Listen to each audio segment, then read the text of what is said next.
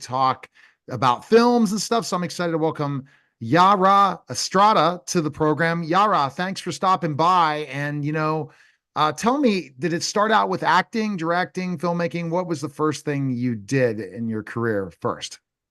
Hey, Neil. Well, thank you so much for having me today. Yes, the journey has been very, very long. I started out acting ever since I was a kid. I loved to act, and I moved to Los Angeles in 2008 just for acting and kind of got my feet wet with the whole audition, you know, journey and studying at Playhouse West in North Hollywood as well as just being an extra in the film. That's how it all began, I guess. So acting was, you had the acting bug for how, right when you were really young? Did you have the acting bug? Yes, it was actually probably around 4 years old. I was in my first theatrical production, and I loved it ever since. So And there you go. And you kind of saw in that process of going and auditioning and all these different things, when did you kind of say, I want to be a creator, not just be, you know, uh, camera ready, but behind the camera? When did that kind of finally come into place for you? So finally, it was probably around 2013. Well, a little before that, I was learning how to screenwrite, maybe like 2012. And so I realized that in order for me to get where I really want to get to career-wise, I kind of have to make my own path. And I started working on sets behind the scenes in 2013 and learned every position on a film. And yeah, I kind of like sparked from there. And then after that, I realized, well, I know how to do this now. I know how to make a movie. So it was very exciting. So once you figured out how to make a movie, what Mhm. did you, because I know you took acting courses, but now it's making a movie. What Yes. kind of mentors did you have and things like that to get through that, to start that process? Yeah. Well, funny enough, my very first behind the scenes acting or not acting, but crew gig was from someone in my acting class, and he was making a web series at the time, and he was like, "Yeah, if you want some experience, hop on our set, and we will like hire you as a script supervisor." And I was very new at everything, and so yeah, I learned a lot from just working with other crew members along the way, and I guess nothing beats experience. Oh, no, definitely. So tell us about your latest project. It's called Demise, and it's a messy, erotic love triangle thriller.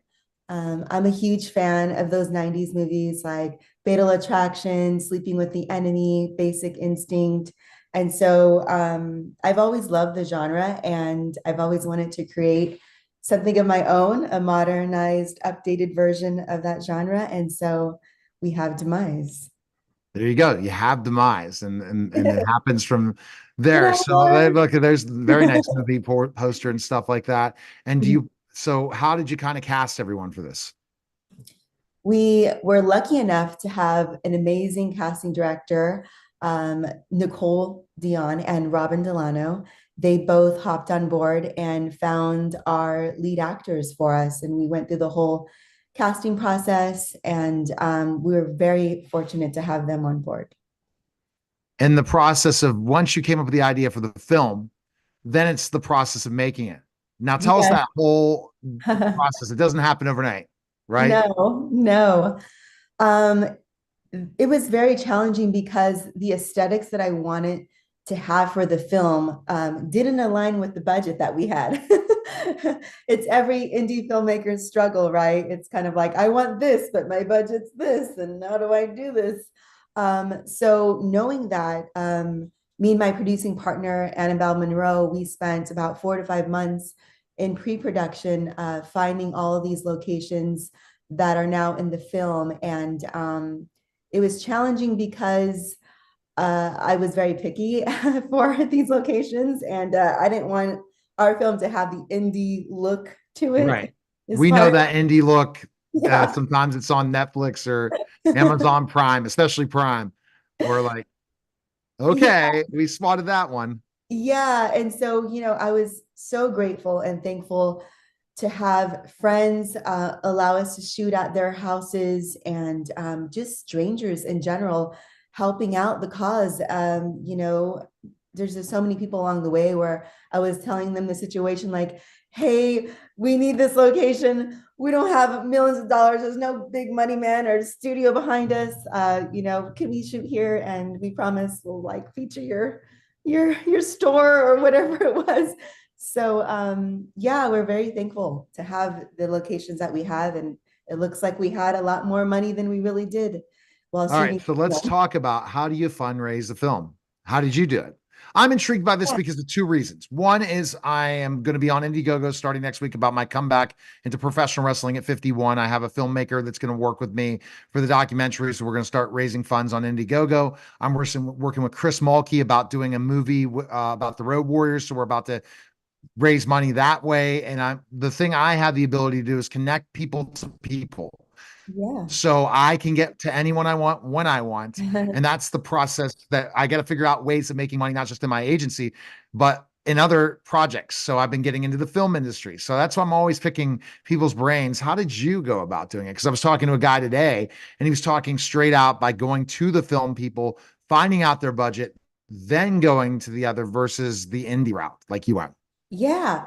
So, that is the most difficult part of making a film is the funding. And so Right. we had a great team of executive producers on the film. Initially, I was going to shoot another script that I had ready to go called Epic Love, and the budget was really high. And so we kind of put that on the back burner for now, and decided to shoot Demise because it was only a few $100,000. So yeah, our executive producers actually were the ones finding these private investors to help finance the film. Mhm. And the less money that you spend on a movie, the more chance you have to make back eventually over time.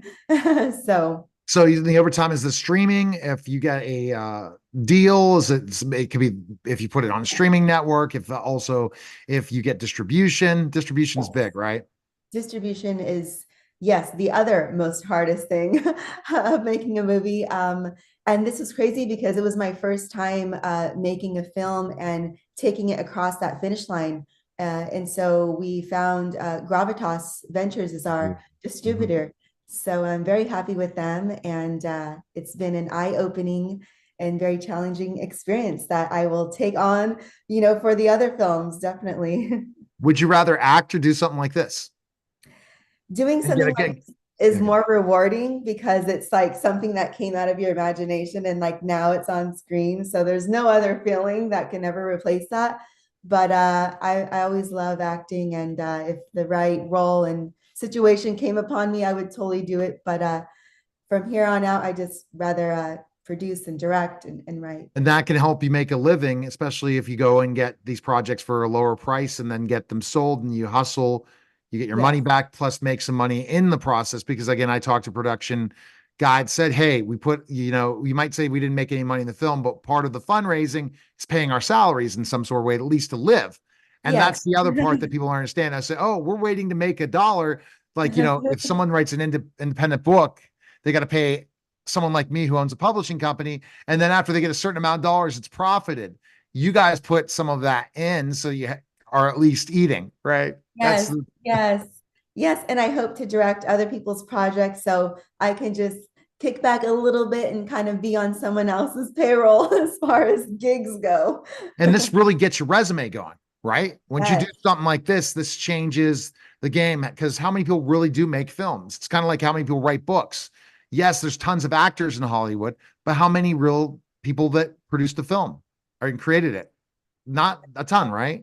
Still a lot. no, not a ton. And that's true. And I hope that everyone enjoys the film, and I hope it does propel my career. So Is the next step going to film festivals and stuff for this after you get this out? No, because there's this whole thing about film festivals where you can't have distribution in place already, or it can't be Oh, released. you already got the distribution. So that's huge. So you got everything you wanted because that's what you go to the Yeah. film festivals for. So the people have to check it out. Where are the best place people can check it out? Yeah, so the film is releasing on February 27th.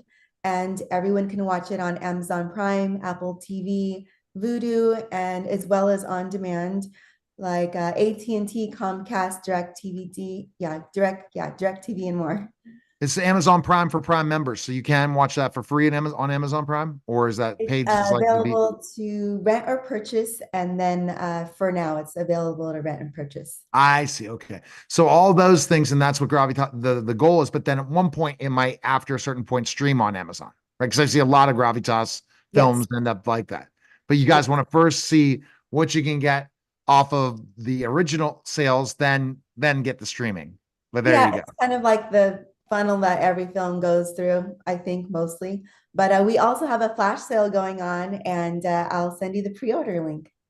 All right. So we're getting there. So it's about hustle, getting out there on the film, and there you go. And it's got to feel great. Do you have any other projects going on right now, or are you thinking of working on? You're always Well, can't I say have it's something. other scripts that I would love to get produced, but in the meantime, I hope to work on other projects and write a sequel for Demise. All right. Well, we appreciate it. Thanks again. Thank you so much. All right. You're listening and watching the Neil Haley Show. We'll be